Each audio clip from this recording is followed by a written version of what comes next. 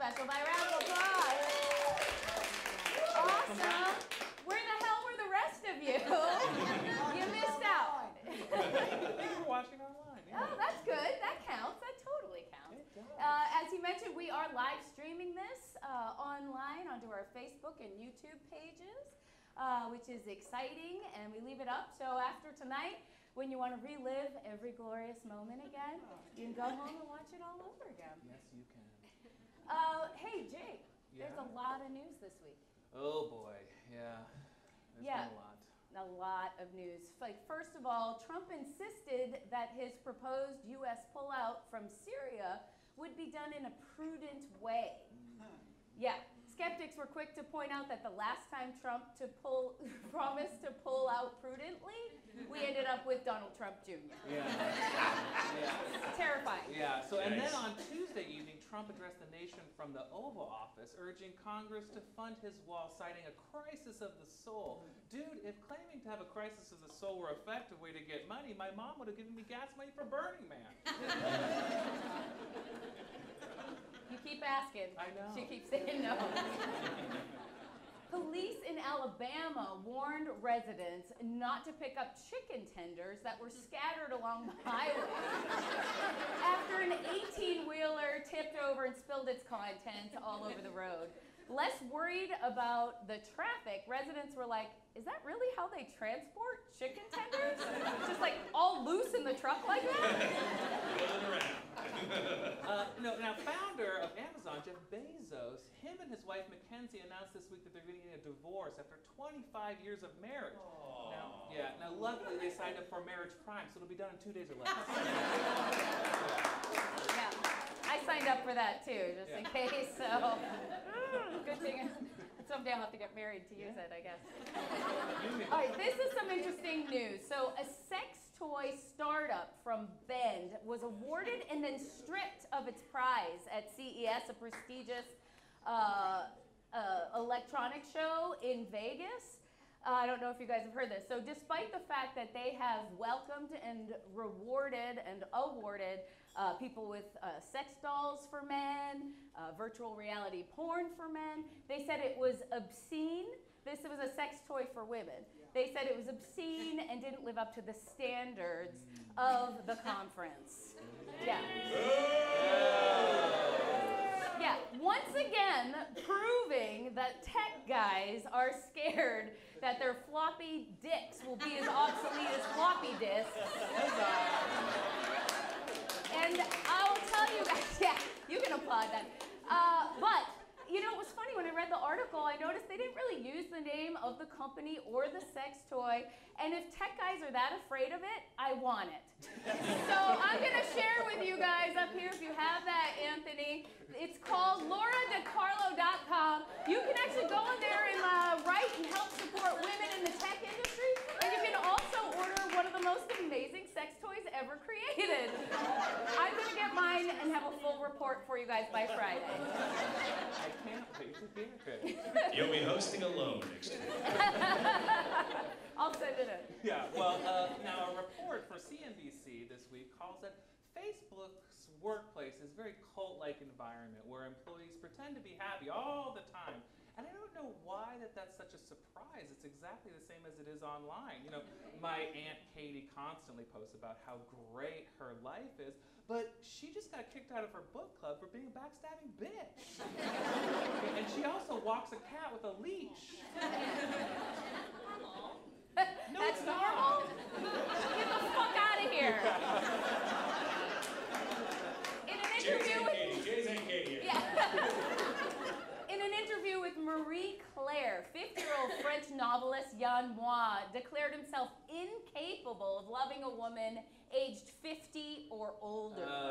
Another big boo. In response, women everywhere declared themselves incapable of loving a man who looks like Gollum's after picture in his Hair Club for Men ad. Yeah. It's uncanny. Yeah. Now, That guy. this week, researchers at Durham University warned that a nearby galaxy could hit the Milky Way, directly triggering a secondary chain of events, including creating a black hole, dislodging other stars, and sending the Milky Way hurtling into deep space. Now this is a problem because the Milky Way is where Earth is. The diagram, in case you needed it. In food science news, researchers believe they are on the verge of creating a spicy tomato using new gene splicing technology. When, oh when, will they create the spicy meatballs? Asked a disappointed Italian stereotype. Yeah. I just really wanted to do it, the spicy meatball. You did it very well. Yeah. Now, in Anchorage, Alaska, a moose, did you hear about this? A moose casually walked into a hospital and snacked on a plant and left. I mean, sure, when the moose does it, it's charming. But when I do it, I'm not welcome back at Zoom Care. You gotta stop doing it, Jay. Look No. how upset you are. Greg Walden, a Republican congressman from Hood River, is one of the few in his party who has spoken out against the government shutdown, which officially makes him one of the coolest Republicans, maybe ever. Coolest Republican? I mean, that's an honor right up there with being a valedictorian of University of Phoenix. Or the least annoying CrossFit enthusiast. Or being most popular at your home school. Or the least concussed football player. Or the cutest spider. Or the friendliest member of the Westboro Baptist Church. Or the most affectionate German. Or the most alive Kennedy. Yeah. Oh. Or the best actor in your one-person show. Or the smartest person who calls it espresso. Or the smartest contestant on The Bachelor. Or one of the best hosts of the only online talk show produced here in Portland, Oregon. We're gonna have a great show!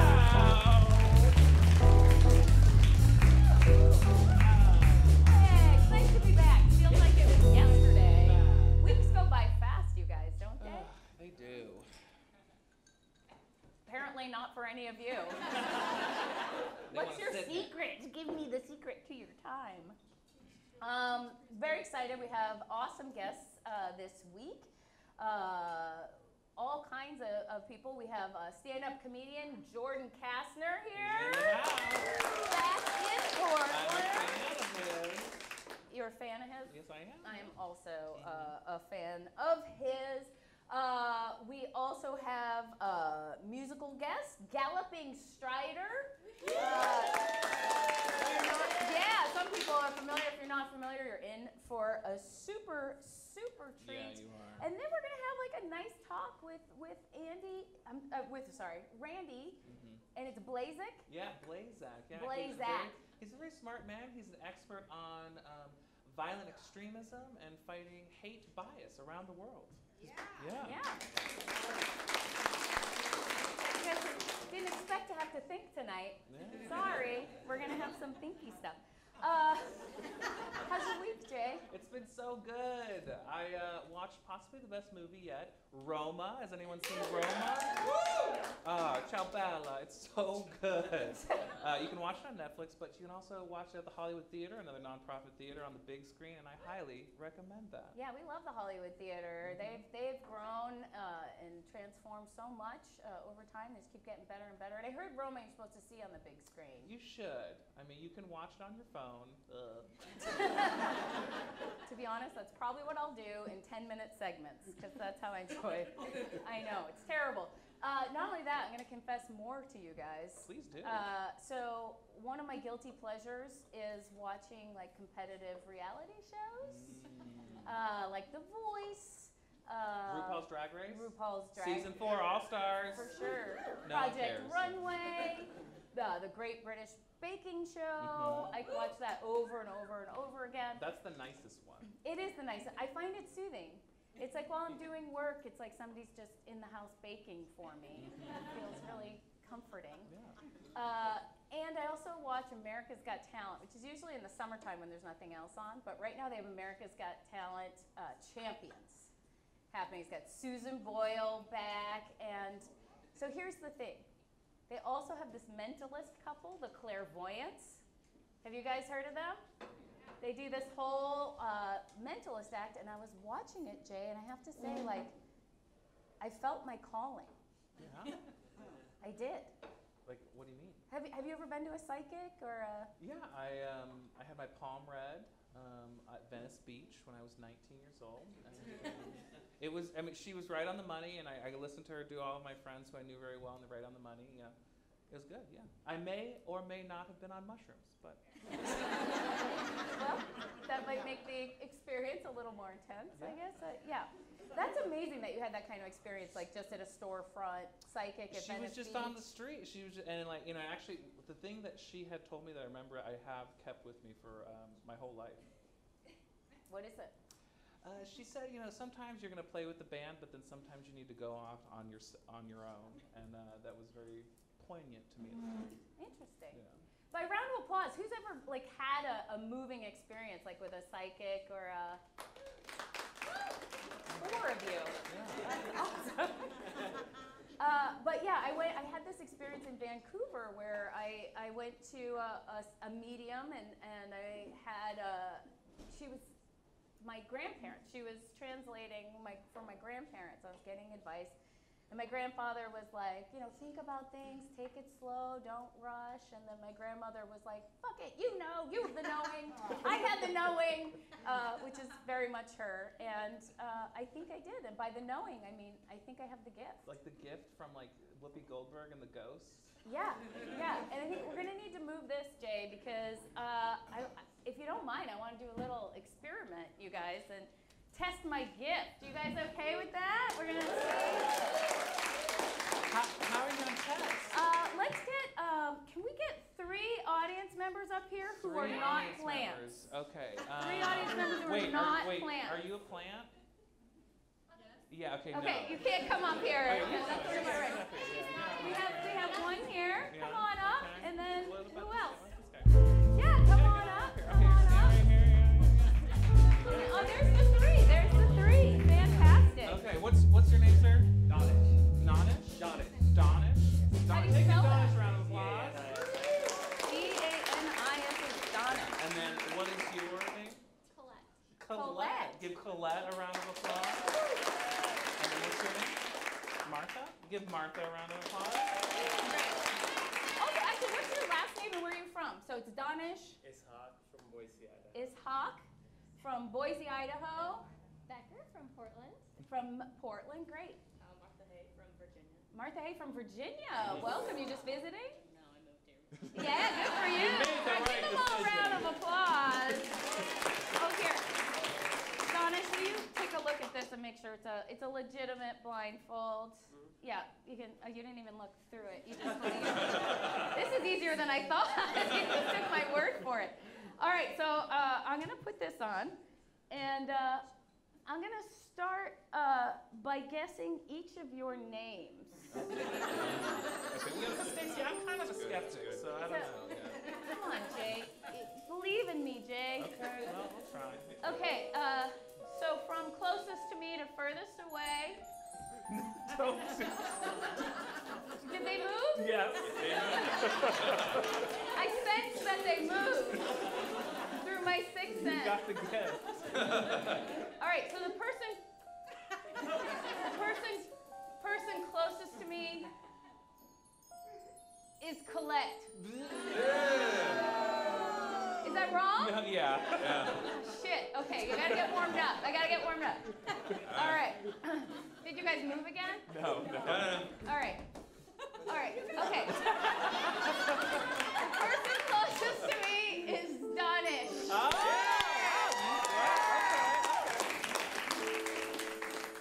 Next. It's 50-50. It's Martha Hay. it was. And then Colette Becker. This is amazing. Only the same 6 people who had good psychic experiences are cheering for me. Okay. All right, so, get warmed up. I'm starting to really feel it and starting to see the vision. Okay. So what I need you guys to do next is I want you to hold out so the audience can see, but I can't. And Jay, you shouldn't look either. Okay, I won't. Okay, so what I want you to do is I want you to hold a number in front of you between 1 and 10 using your fingers. And I am a beginner, so just hold it there. Don't try to be tricky with me. This is hard enough. I bet you couldn't do it, so don't be a dick. Okay, so the person closest to me is holding the number 3. Did I get it? Did I get it? Yeah. Okay. Because I didn't know if you guys were cheering to laugh at me. Okay. Person in the middle who is also holding the number 3. How is he doing it? What? And then still Colette on the end. And she's holding the number 7. Yeah. Did I get him? Yeah.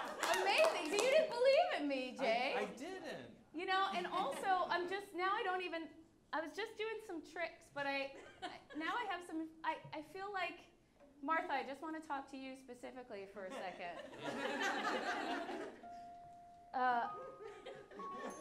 I feel like you went to a university that has the same name as an East Coast chicken manufacturer. Purdue University. Did you go to Purdue University?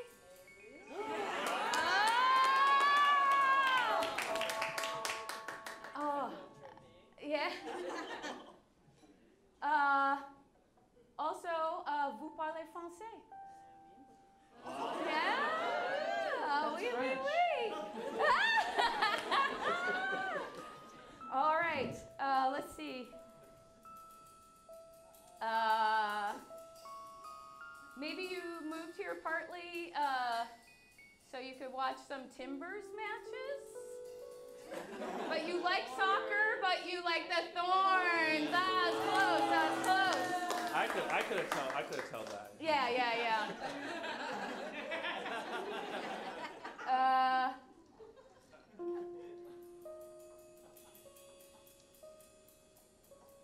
Sometimes you need friends to help keep you accountable. I feel like you're a person who builds a network of friends and you help each other accomplish your goals in life. No. And you like cats. Yes. Yeah. All right, it's not bad. That's not bad. No, Okay, yeah, 80%. 80%. My cats. That's normal. That's normal. I don't like cats. Walking them is normal. Oh, you're the one who said walking them on a leash is normal? I should have known that. But all right, let's give all your volunteers a round of applause. Thank you so much. We witnessed magic, everyone. Magic. But I want to share with you guys something that when I came in here earlier for rehearsal, I picked up a piece of chalk and I wrote some things down. I didn't know why I had the calling to write those things down on the chalkboard, but I did, and I had one of the writers take a picture of me, and here is what it said. What? Wow! Is that true? Holy cow! Plus you motherfuckers didn't believe in me, bitches!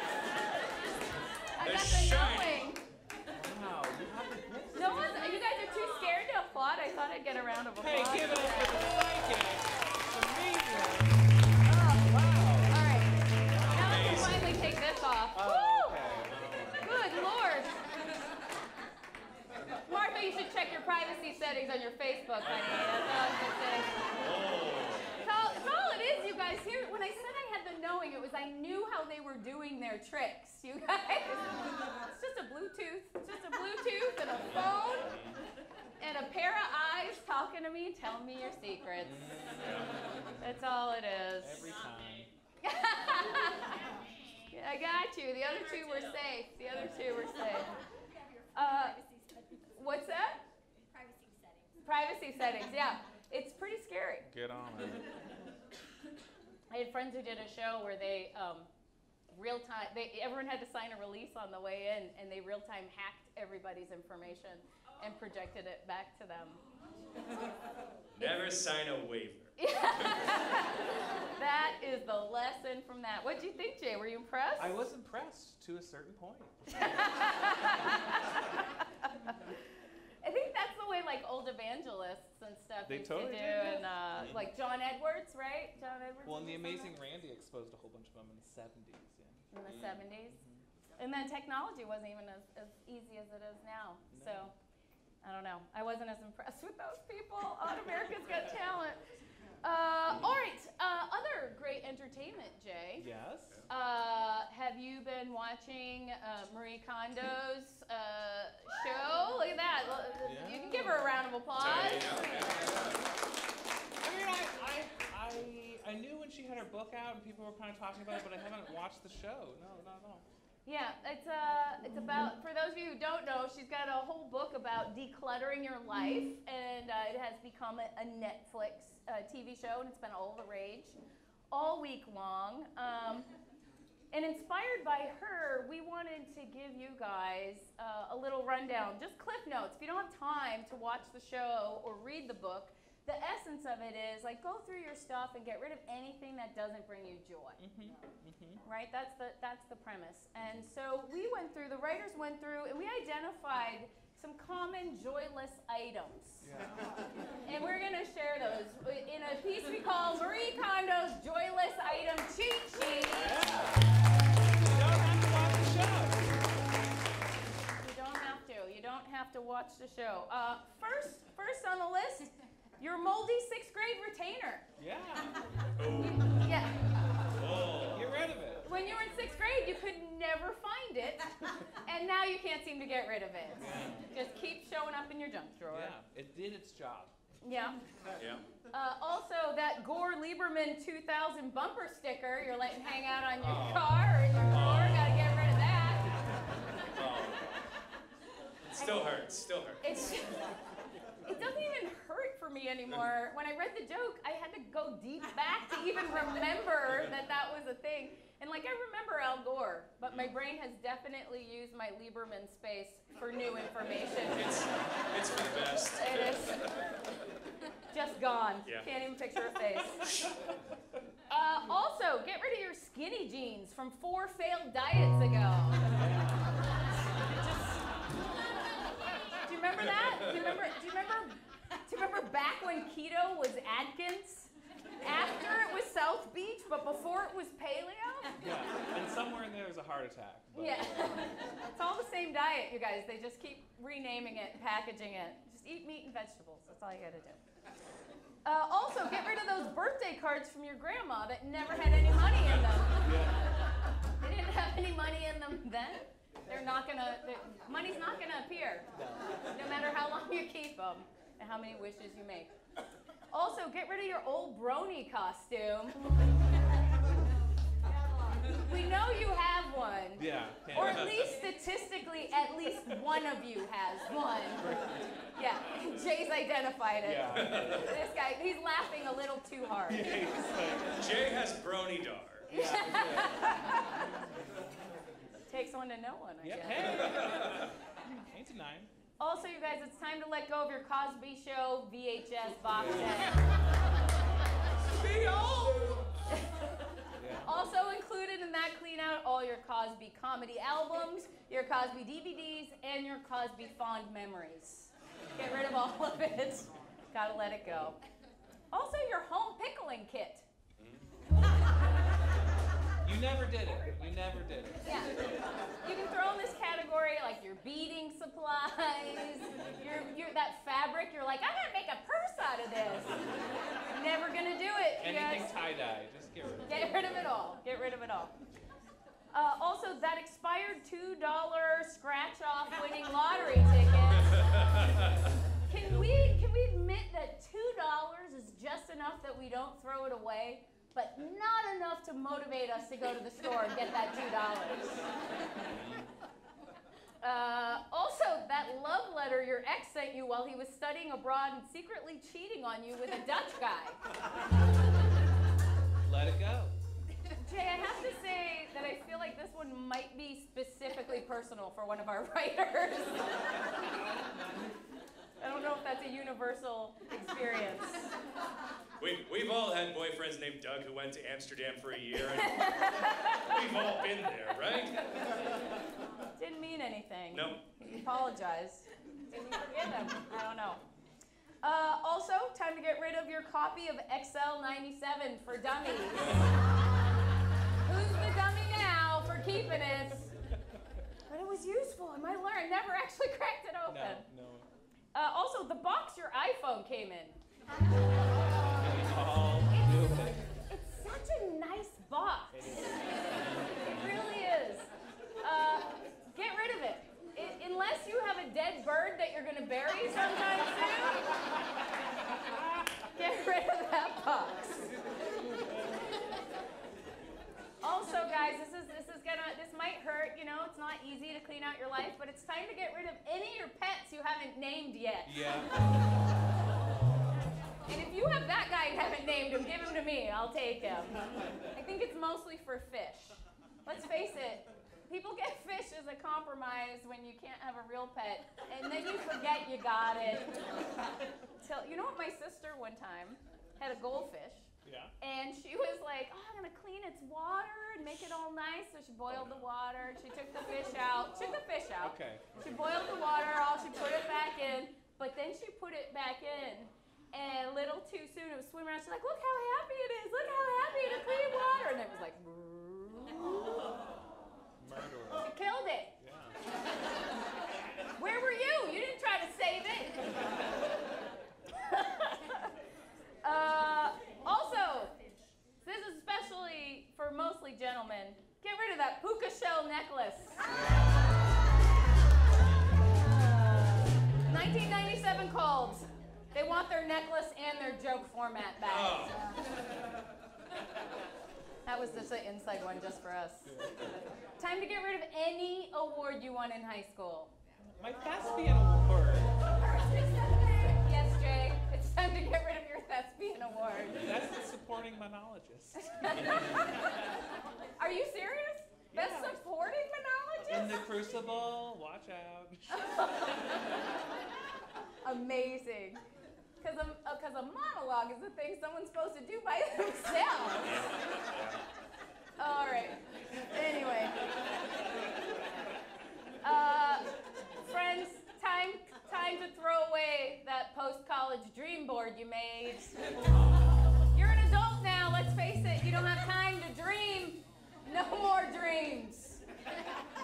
Welcome to Late Night Special. This is where you come to have your dreams killed. Also, that leash for the dog you had 3 X's ago. That is good. Let's face it, your co-parenting just isn't happening. It's just not going to happen. And lastly, your American Beauty poster that you've had since college. It's just not the same, you guys. It's worth less than a plastic bag. Yeah. Just floating in the wind. And that's it for Marie Kondo. Joyless items. Get rid of them. Oh my goodness, Jay. I feel decluttered. Me too. I just got through that cluttered list of things. Yeah. I feel real good. All right, I think it's time for us to bring out our very first musical guest. Are you ready? You guys ready? I'm excited. She's incredible. She's incredible. She performs all over Portland and mixes a lot of different styles and really has a unique voice. Ladies and gentlemen, please welcome to the stage, Galloping Strider.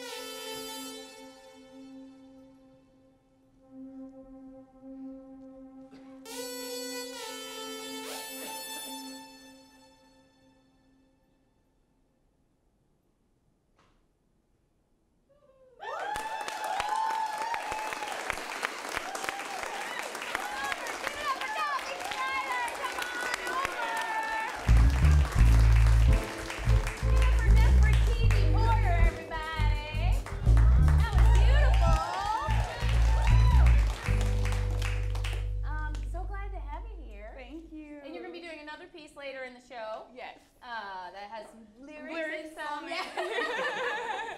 just in case. And then after the show, you're gonna do a couple more songs. Yes, absolutely. So if you guys stick around, you'll get to see even a few more pieces. Thanks so much Yeah. for being here. Thanks for having me. I really enjoy this. So. Good. And you've been performing in Portland for a long time in a lot of different manifestations. Yeah, a lot of different bands and things like that. And then it kind of developed into, I still wanted to do hip hop, but I wanted to mix hip hop with dance. And I still wanted to be able to do, combine everything I love, so it developed into Galloping Strider. So, and how long has this Galloping Strider existed now? Probably about like a year, maybe a year and a half now. Great. And so it's for fairly people new. who aren't familiar with you, what are some of the other things you did previously? Before I was in a couple of bands. So I was in a band called Caleb and the Monsters. I played violin. I was also in a band called Bitchin'. I played bass guitar. Yeah. And yeah, I was in a band before that called Heat Unit, which was a hip hop thing that I did with two other wonderful, talented girls. And Heat Unit was hip hop and comedy mixed, right? Or Well, it's sketches? hip-hop. Yes, it had sketches in between, so it was basically a show with songs, and then we would have sketches that were from like Twilight Zone and stuff, and mix that in there. So it was definitely got to do my acting thing, because I'm an actress Right, as well. so you act, you improvise, Yes. you dance, you play violin, Yes. you write, you perform Right. hip hop. Yeah. That's a lot of stuff. I'm pretty Yeah. Thanks a lot. Did you grow up like in a creative family? Yeah, kind of. My mom was really eclectic. She took like African dance and things, but I just remember being I grew up down south part of my life, going to middle school.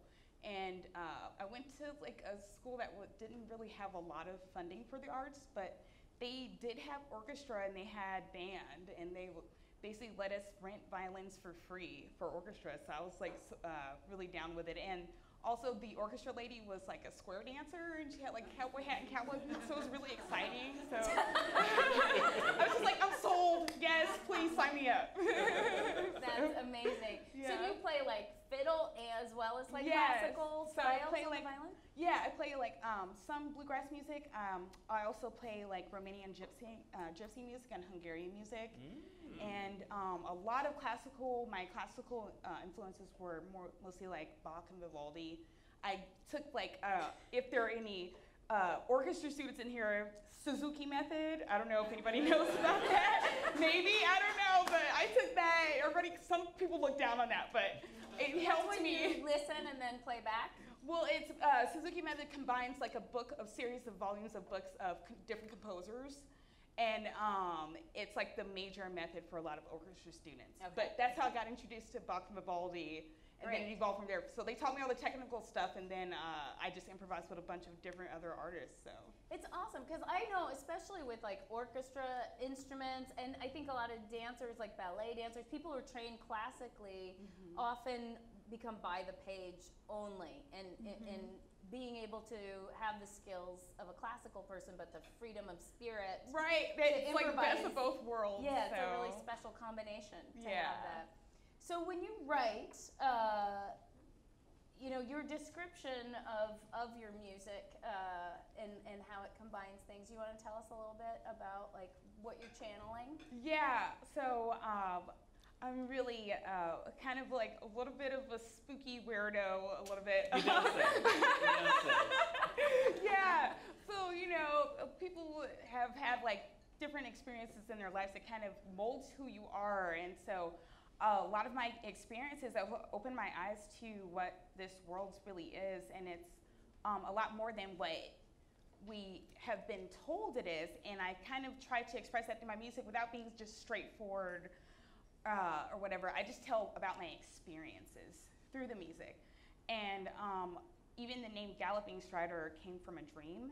It was a voice that was repeated to me in my ear, even after I woke up. It kept saying it, and I'm like, I gotta use this, you know? And also I was encouraged by friends to use this as like, you gotta use this. Like that's pretty profound, you know? That doesn't happen very often. So after- So you have a gift like I do. Ah, yeah! There you go. Totally. We share that connection. We gotta talk. We exchange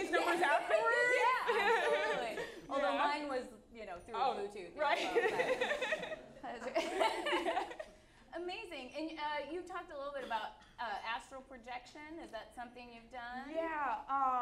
So when I was a kid, I had a lot of experiences. I didn't really know what was going on, but I had a lot of experiences with like sleep paralysis and kind of like feel like I was waking up in between worlds or out of my body and stuff. So I kind of like talk about that a little bit and talking about the experiences I had just from dreams, from information from dreams, like premonitions from dreams, and having experiences with like beings and other human beings and teachers in dreams that taught me stuff in dreams and bringing that information back. So when I was little, I think I had a much more lucid connection. You know, it was like if I had a problem, I could think about it as I was falling asleep and ask myself over and over again what I thought I should do, and then I would dream the solution and wake up and kind of know what to do, or I could just think about what time I wanted to wake up and wake up at that time. You can kind of like anchor that in as before you go into sleep, your mind is kind of like in beta state, which is more relaxed, and your subconscious is open to suggestion. So that's why people do a lot of like manifestation techniques before they go to sleep to program what you want for your next day or things like that. It's kind of like easier. So as I've grown up, I feel like I've disconnected from that a bit. Like I can still wake up at a certain time, but I feel like I don't sleep well.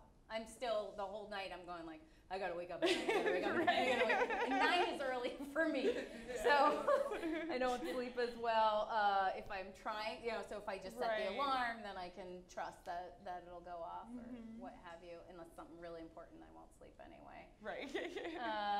Cool. So is your family sort of spiritual, or was this more your journey specifically? Yeah. Well, okay. So my family is mostly from down south, Mississippi and New Orleans area. And so there's a lot of, so my family history is kind of weird.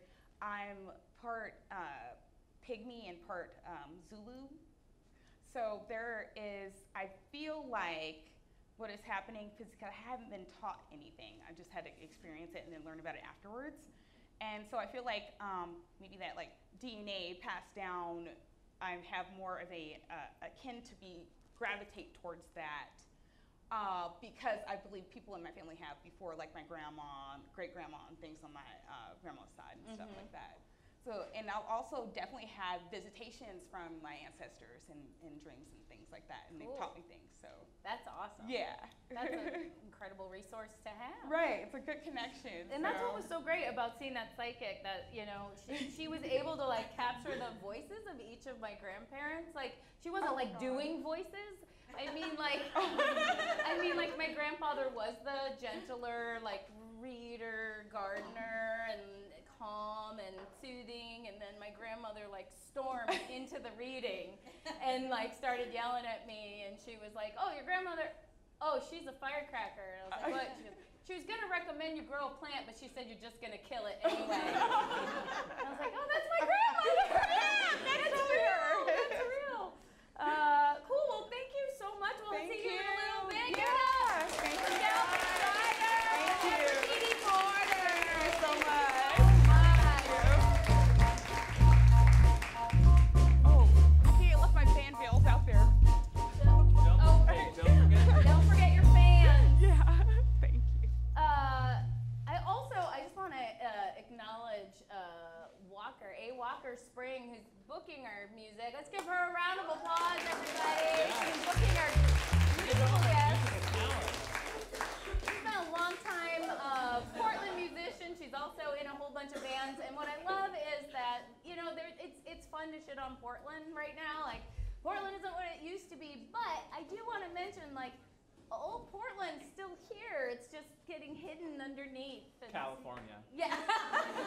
It's under the surface, but it's still here. What about you, Jay? Have you ever been visited in a dream? No. I did have a. Actually, I'm not going to share that dream. Okay, I will. I was having a family garage sale in like a cul-de-sac, and each house was like my family's houses, and I was talking to my dad, And then my step cousin, I want to emphasize step, not related at all, grew up to be a very hot soccer player and was walking across the cul-de-sac and my dad's talking to me and then he fell and did like a perfect Willy Wonka like circle thing, and then as he like stood up, like all of his clothes just fell off. And I was like, oh my God. And like my dad was talking, I was like, just shut up. And like, then I woke up, yeah. That's a pretty good dream. Yeah. Of all the visitations, I know. yours was a hot naked one. Yeah. Step cousin. Like almost dirty, but not too much, you know? All right. Here at Curious Comedy, we are a nonprofit, and this show, like all of our shows, rely on the kindness of strangers, you know, donations and tickets don't do all of it. So we get a lot of sponsors, and we need to take a moment to hear from one of our sponsors. Ladies and gentlemen, give it up for our sponsor.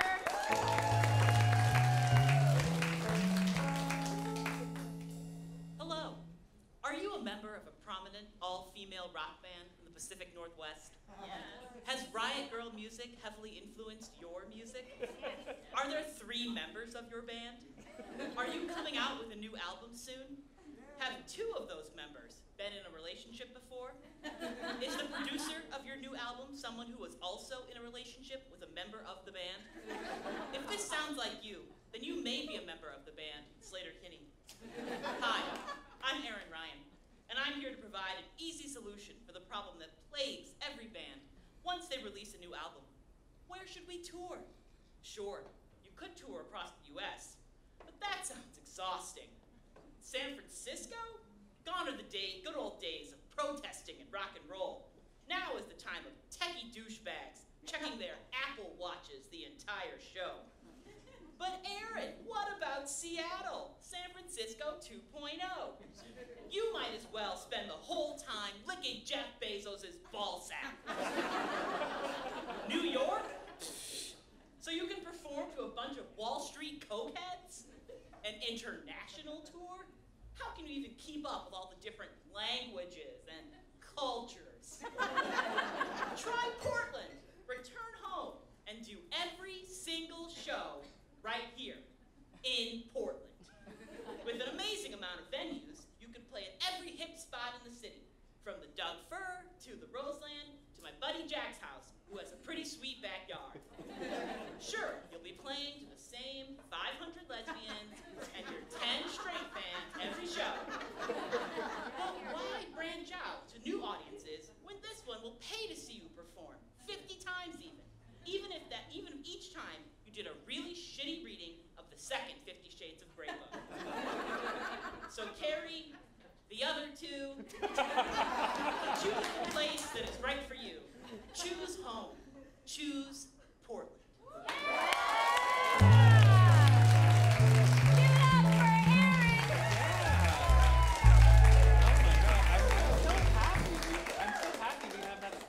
I know, Aaron just donated $5. Yeah. And she was like, can I ask for a thing? And we said, sure. Yeah. $5 is a lot of money for us. Yeah, we're a nonprofit. All right, we're gonna bring out our next interview guest. And this is somebody you've known, which is why I keep saying, I've said his name every possible way except the proper one. Yeah, his name is Randy Blazak. Blazak. He had a tenure at PSU as a sociologist. He has a Ph.D. He was my sociology professor and now a friend. And this is what I love, is that he's a consultant for violent extremism and bias crime. More extremism! You were like on the money with this interview. You know what happened is we started the whole show, I had that thing in my ear for that hilarious bit that we did, and it made me nervous because I couldn't hear anything. And I'm just settling down now.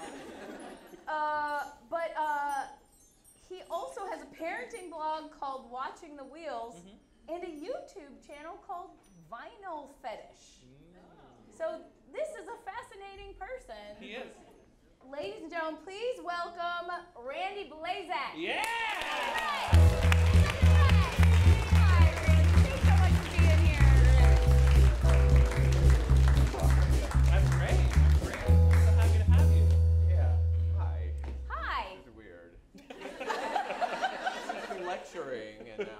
sitting on a couch in front of these people. Isn't it the same? Is it about the same? No, not It's at not all. your lesson plan. Now we get to ask you questions, and you have to improvise. Yeah.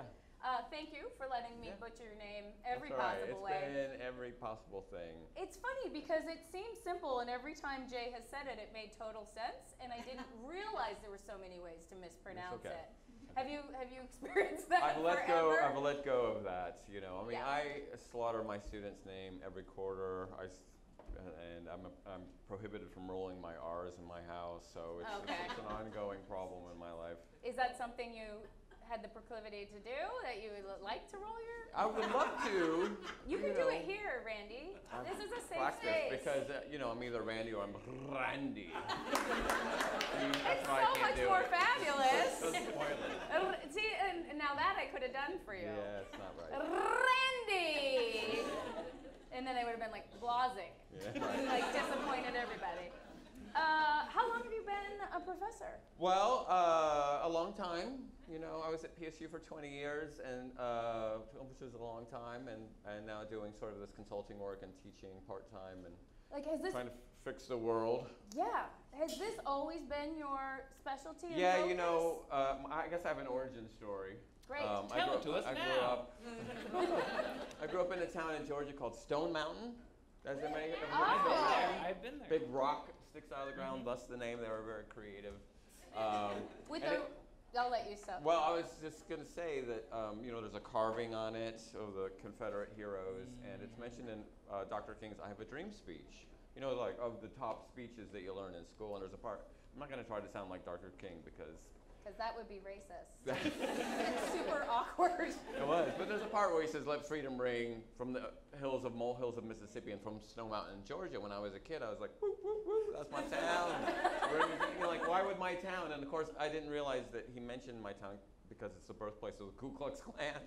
Right. 1915, this guy saw the movie Birth of a Nation, thought, hey, that looks like a good idea. So he was basically calling out your town, Yeah, but you it just was. heard it and we're like, whoop, whoop, I'm Yeah. from there! Yeah, I was just like, that's so cool. I didn't realize. And so Yeah. I thought every town had a Klan. I thought you know, that was sort of a normal thing. They march on Labor Day, and your best friends, you know, going off to Klan rallies. And so, so that was the start of my work. Is, you know, I went to college and took out a loan on a clue, as I like to say, and sat in an intro sociology class because I went to college. Don't tell anybody this, but I went to college to be a dentist.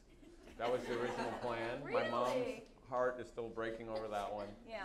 Took a sociology class and kind of learned about the issue of racism and sort of blew my mind. And so that started me on the course of doing this work. And so as a graduate student at Emory, I spent years undercover in the white supremacist movement trying to understand how this world works, why we were seeing sort of these new folks like the racist skinheads that popped up in the 1980s. And so, yeah, those are my peeps. Wow. Yeah. Wow. Probably more Nazis than anybody in this room, but it's Portland, so I don't know. You don't know.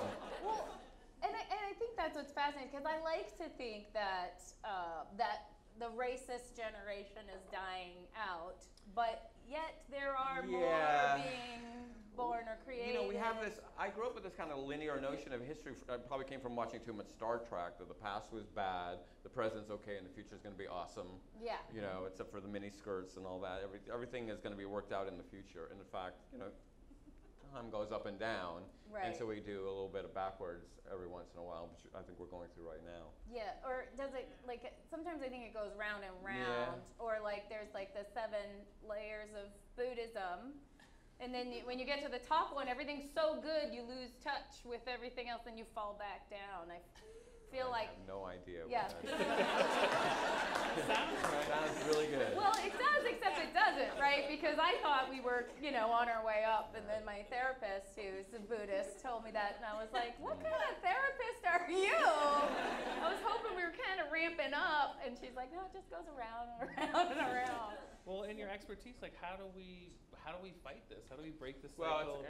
it's always complex. I mean, everybody looks for a simple solution, like we just need to elect somebody who's sane, or you know. But there are these like levels that we work on these issues, and we work on them. I'm going to get all like PowerPointy here for a moment, but we work on them institutionally, how we change our laws in our workplace, and how we sort of, you know, make sure everybody's following good, equitable rules. There's the sort of the cultural level, what we do on a Saturday night and how we mix it up and get out of our bubble, which is in Portland sometimes a challenge.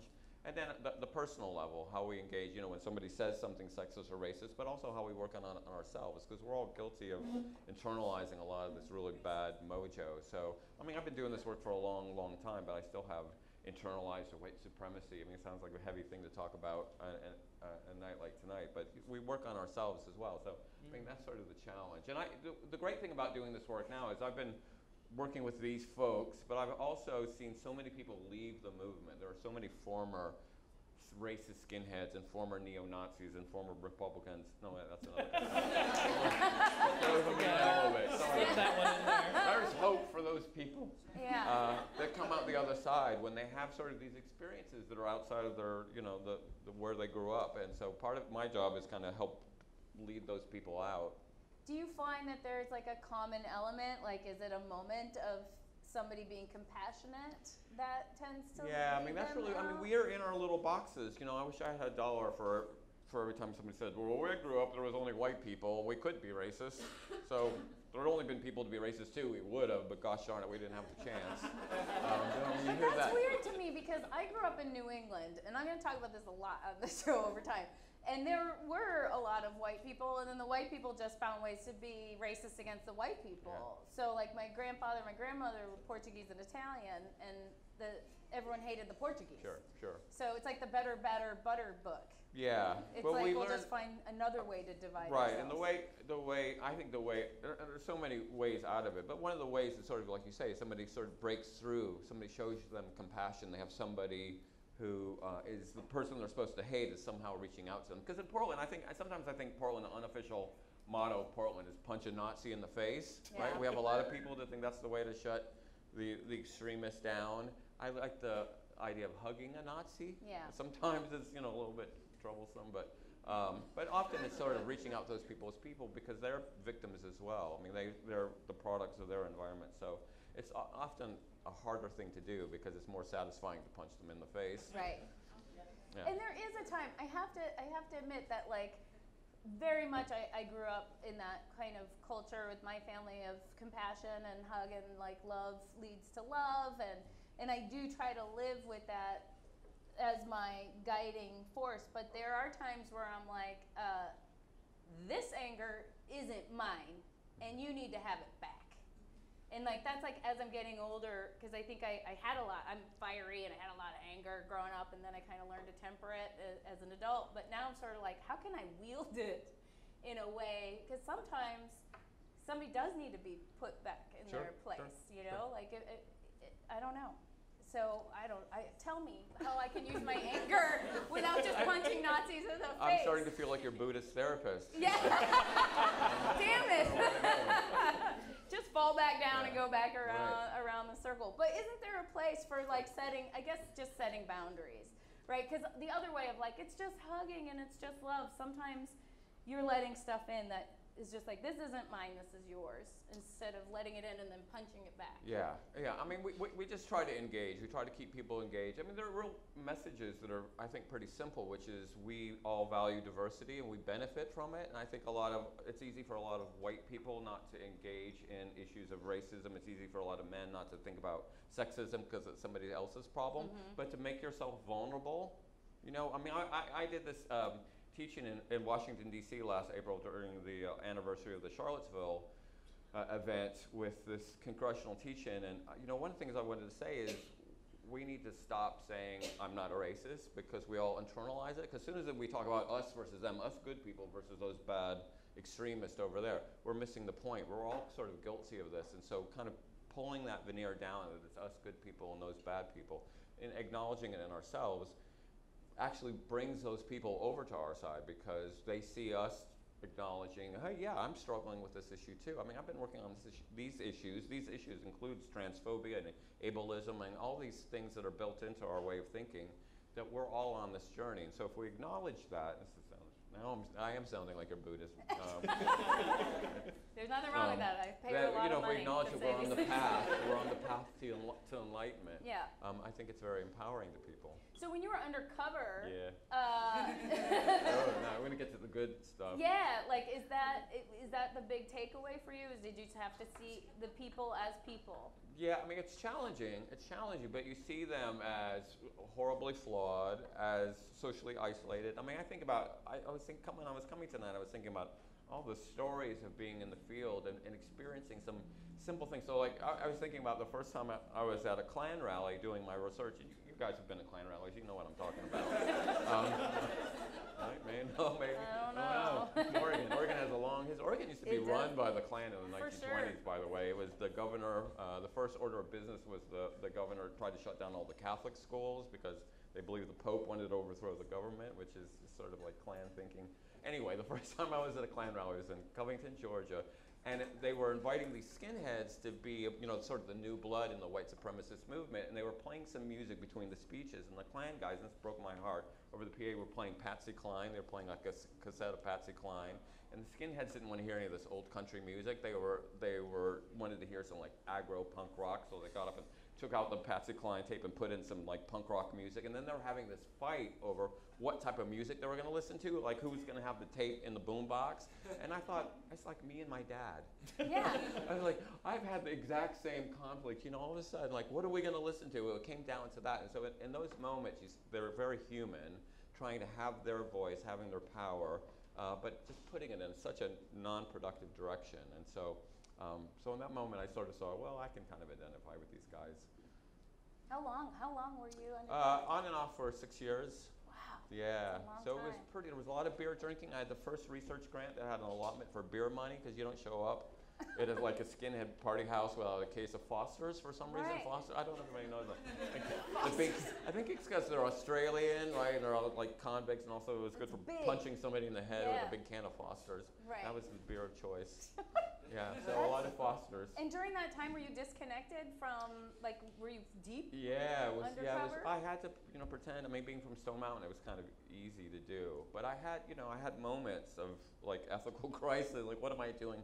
Because they start making sense. Because they're talking about the global change, and my dad got laid off from a job, and all of a sudden I'm like, well, yeah, these are real issues. But of course, for them, everything was like the Jews are controlling the world. So that was like the reason for everything. But I had a moment when I was doing this work in Atlanta where I went to Martin Luther King's tomb and just sort of sat with him for a while to remind myself why I was doing that work, because it was to prevent it from happening and to help the people in it to get out. So if I have to like weather the storm to get to the answer to how to do that, it's worthwhile. But I was glad when it was done. Yeah, that's Yeah. amazing. That's amazing. Thank you for sharing all that. Let's give him a round of applause for that work that you did. Before you go, I do want to know if I go to your YouTube channel, Vinyl Fetish, what am I going to see Well, there? that's a whole nother thing. I do that with my fabulous wife, and we talk about records, and we kind of explore records and vinyls, and we're kind of from different backgrounds. She's from Mexico, and I'm from Stone Mountain, Georgia, so often we're kind of bridging cultural gaps. We recently had an episode where we were trying to understand early Genesis.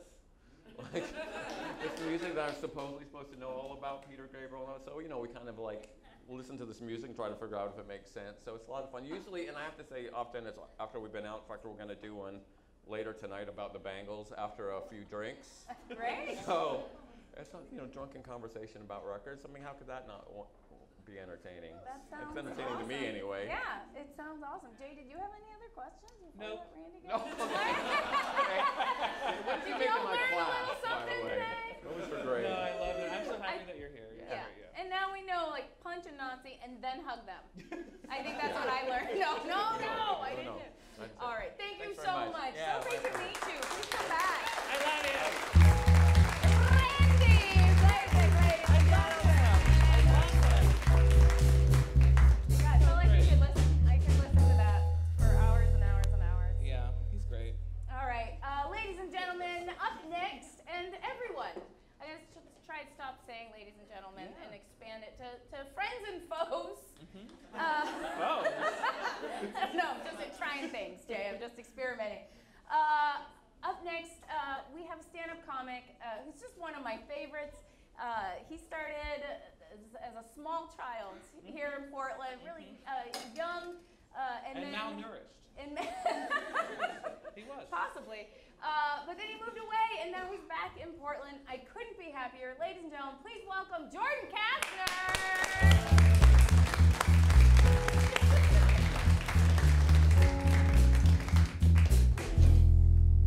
That's so nice. I was a tiny, weak child. Now I'm this tall. Hello. Thank you for having me.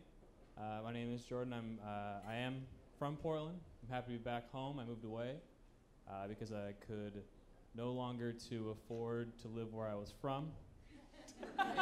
Standard problems. And it's nice to be back. Moved away, saved some money, came back.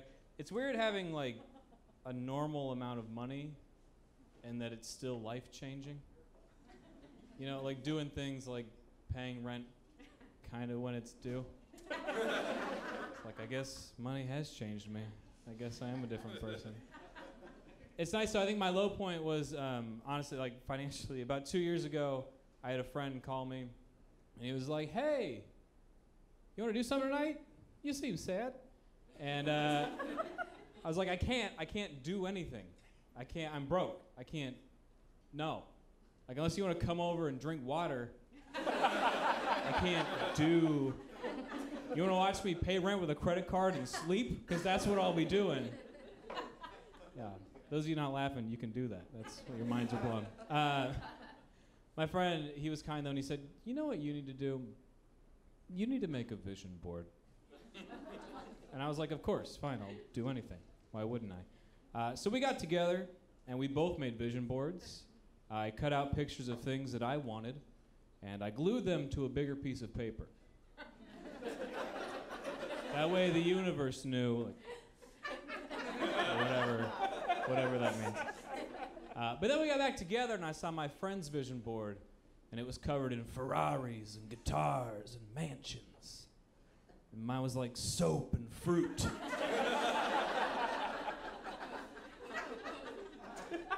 It was like, "I'm not sure, but I think your vision board is a grocery list. Some things you should probably sort out." And I said, "I'm sorry, I'd love to get blown by a Ferrari or whatever yours means, but right now I'm just dirty and hungry. Let's figure this out. Let's figure this out first." Gosh, it's nice to be back. My family's here. It took 7 years. I've been doing comedy for 7 years. It took this long for my family to ask what my backup plan was, which is, I think that's very supportive. I think 7 years is a very long time to be a barista. And it's weird when you're like 30 and you tell someone you're a barista, and they're like, "Was the military full? Why? What is your problem?" I think it's unfair, though, that you get asked about your backup plan, because I feel like you mostly get asked that question in the creative field when life is uncertain for everyone. You know? Do you think only 10 years ago anyone asked the CEO of Blockbuster what his backup plan was?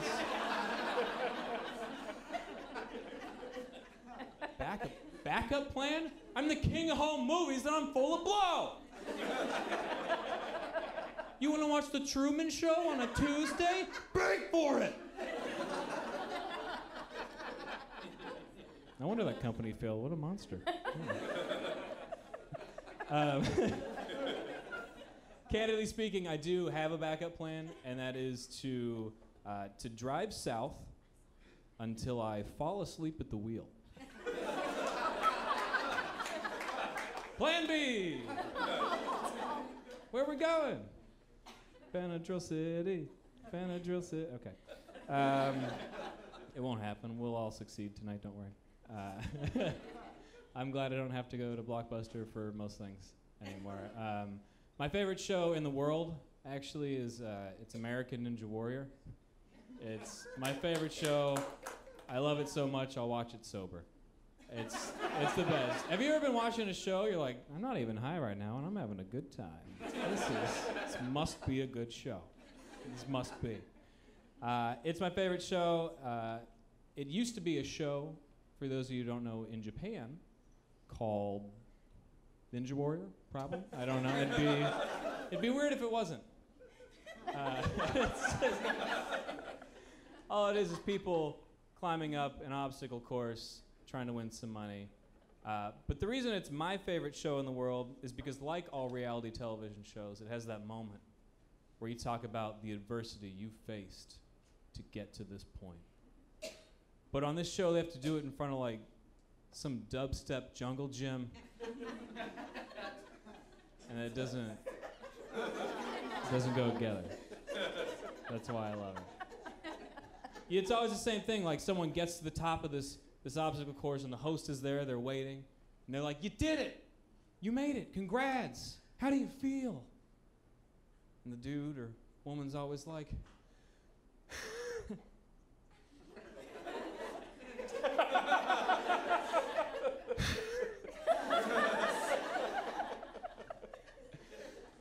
"My mom had breast cancer. My mom had breast cancer. And I knew that if she could defeat that, then I could definitely defeat the jumping spider." I feel like one of those is harder. I don't know, the jumping thing does seem hard, though. It's just weird watching a lot of those shows. I feel like we're to the point now, like, where every one of those shows you watch, someone's always an underdog all the time. Like everyone, all of us, everyone in this room, we're all underdogs. To your right and left, underdogs. I feel like it's almost to the point where you can't just be good at a thing. Like that's boring. We don't want to see that anymore. You know? Like every time you watch some type of like singing show like The Voice or American Idol, it's always the same thing. When somebody gets up right before they sing, the judges ask, "Why are you here?" And no one's ever like, "Good at singing?" I was pretty good when I was young, and my parents recognized the potential, so they put me in some programs. Now I'm here. Yes. No, okay. Whatever they do. No, the judges are always like, "No. Who told you? No." It's like, no one. No, everyone's like, "You're a pretty good singer. What are you, 7? You're great. You're great now. Just wait till you keep doing it, and you get better. Then you're good." That's the thing. You'll be yesing and knowing all over stages across America. Yeah, maybe. I don't know. I'm kind of done with that stuff. Same thing with like sports movies. It's always the most energy. Just, yes, finally. I was journaling about that this morning. Came true. But it's just crazy to me that like I feel you can tell it's specifically an American thing when you watch these movies. Because every time you watch one, it's always the same thing, like the bad guys, the bad people, the villains are just people who are naturally good at the thing. It's always, you watch like a hockey movie and it's like, you see those guys over there? Over there? They're bad. They're bad people, right? Why? Because they're bigger than us and they're stronger and they care more about this. And they started when they were younger and they just are naturally really good at it. And we're Americans, goddammit, so let's fight through our alcoholism or whatever. That's pretty good. All right, yeah. Thanks, you guys. This is my time. Thank you.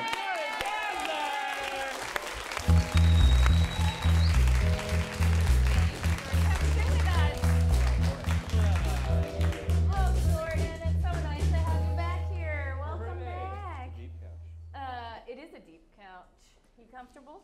You seem real comfortable sitting that way.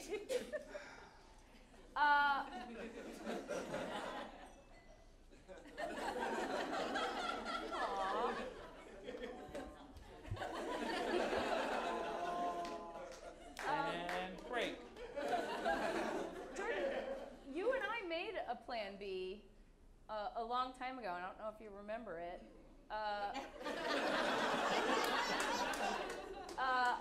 We were gonna get married And I know you have a girlfriend, but that doesn't matter. Because it's just a business marriage. Yes. We were going to get married, adopt very cute kids, and move to LA and become stage parents. Stage parents, yep. Do you remember that? I do remember this, but I feel like, how many Plan Bs did you make with other people? Whoa! It's not supposed to be a So burden. many! Okay, So there you go. many! Yeah, I was yeah. a Plan B. She's a business lady. No, Likes that business. was just you. Just you. Okay. I still like that plan. No, I so this moved. doesn't work out. I moved instead of to the lovely, on fire all the time city of Los Angeles to Minneapolis, and yeah, a lot of people were confused too. Yeah, it's Why did you guys go? Because it was more affordable. it was arbitrary. Yeah, I met a nice young lady, and I used to work in car dealerships. How about that? And this night, no, I don't know about that, but. I sold a young woman a car who was leaving the town, and we liked each other. I said, well, let's both go. Did you just get in the car right then and then take off? Oh, yeah. No, it was pretty standard test drive, a lot of paperwork. But literally, like 19 days later, we were like, yeah, let's just go to Minneapolis. Neither of us had been there. That's amazing. But we knew it That's was a big cheap. thing to do. What was the car? It was a little Fiat. It's an adorable. Ooh, yeah. Intimate. Cute. Which one of you will win tonight? No, I don't know. That'd be It's nice. true. You didn't know. She didn't know. We're No. giving away her car. No. It's No, proof that we- you can walk. We've definitely. Use out of her purse like you promised. We've totaled that thing. Yeah. Yeah. Oh no, really? Yes. They're little. They're probably not that hard to total. No. Do you still have? What do you have now? Does she- Right. Let's talk about what cars you have. Yeah, you guys like cars? You guys cars? like? You guys We spend have all cars. Christmas Eve watching the Fast and Furious movies? Like me and my Yeah. brother. Tell me it's That's a fun. Saturn. It's a. I wish. I have a Toyota. Okay. Okay. Yeah, it's not that. Thought I wasn't reasonable. Look how reasonable I am.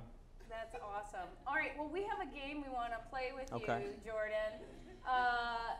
We mentioned the CES conference in Vegas this week, the Consumer Electronics Show. And in it, people debut new electronic devices and inventions.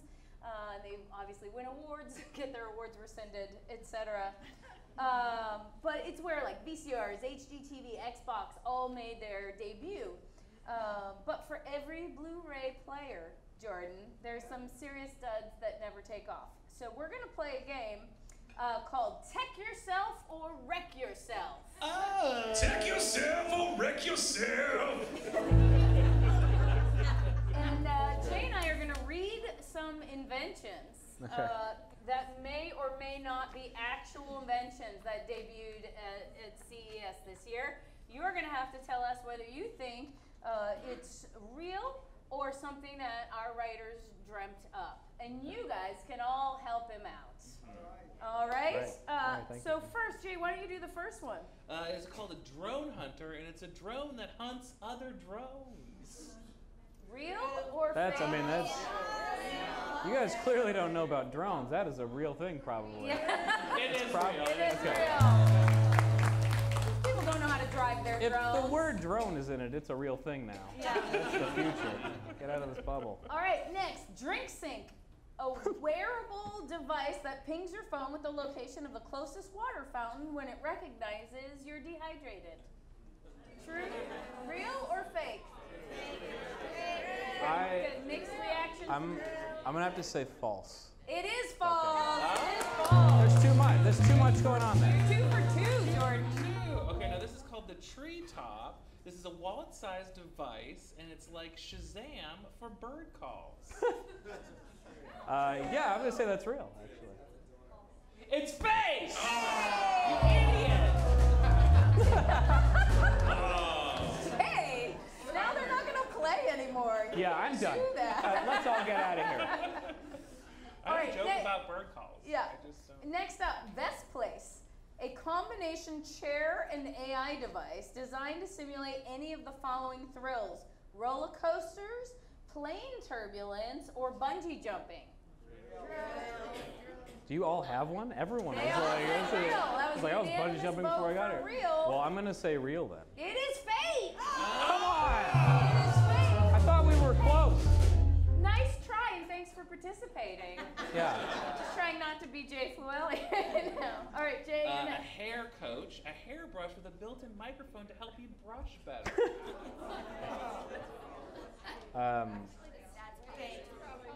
This table. Yeah, This table's mad. Their startup is going. I'll say real. Sure. It's It real. is real. All right.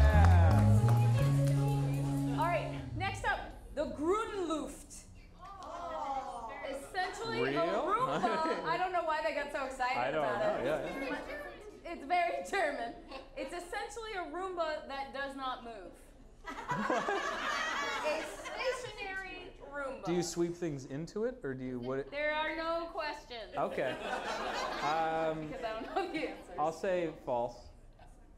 It is a real thing. What? Somebody thought of. Das ist Grunluft!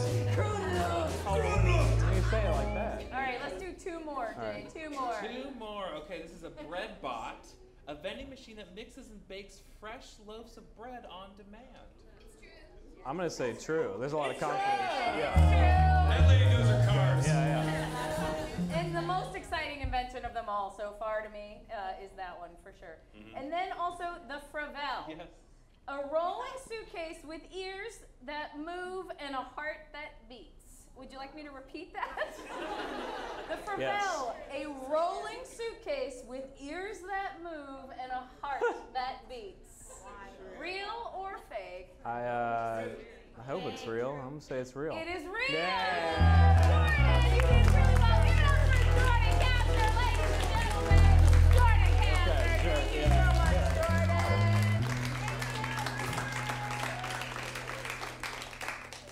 I just love the idea of like, what's a cool invention that I could copy and make one step less cool? Like that Roomba that doesn't move. This vacuum needs to be stationary. A stationary vacuum cleaner. All right, we're nearing the end of our show. Have you guys had a good time? All right. Please, ladies and gentlemen, give a warm welcome. Let's welcome back to the stage Galloping Strider.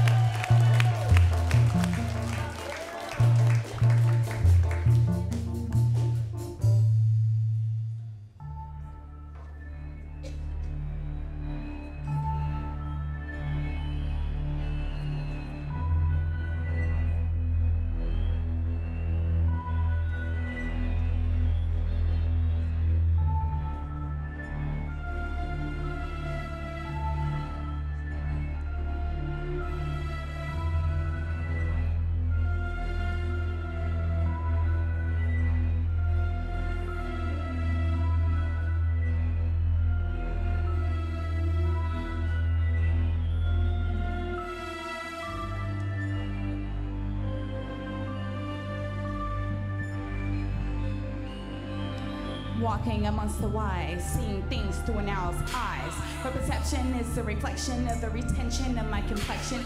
And human beings are the complexities and propensities to invest in things don't even have no meaning. Got it in eyes and we still can't see it. It's so close you can even breathe it. It's too bizarre, you just can't believe it. Don't go over looks, it can be deceiving. If you try to conceive it, then you interweave it in your consciousness.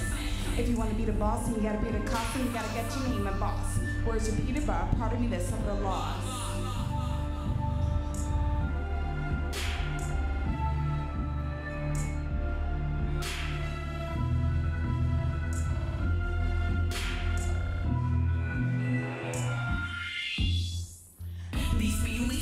They become infectious, and most time you gotta play detective to find out what it is that got disconnected. And you gotta redirect it, and it's hard in a world where you feel unprotected. Fight hard to maintain human connection.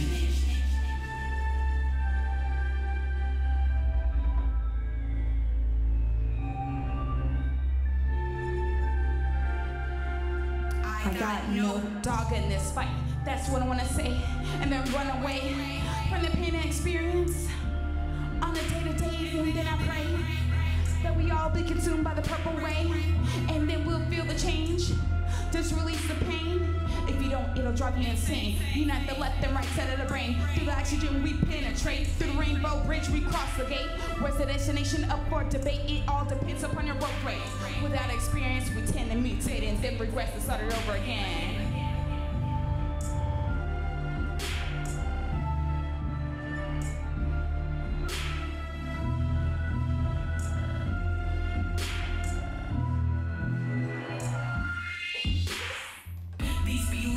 They become infectious, and most time you gotta play detective to find out what it is that got disconnected, and you gotta redirect it. And it's hard in a world where you feel unprotected. Fight hard to maintain human connection.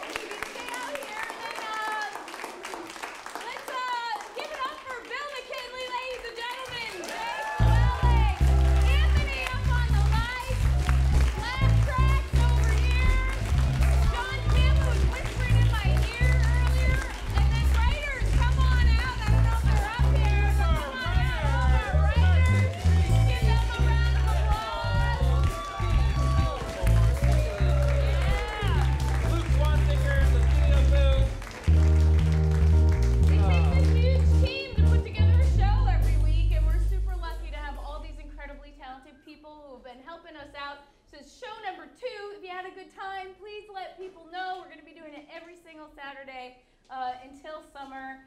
If you did not like the show, you know, go home, write about it in your journal, and hide it under your bed.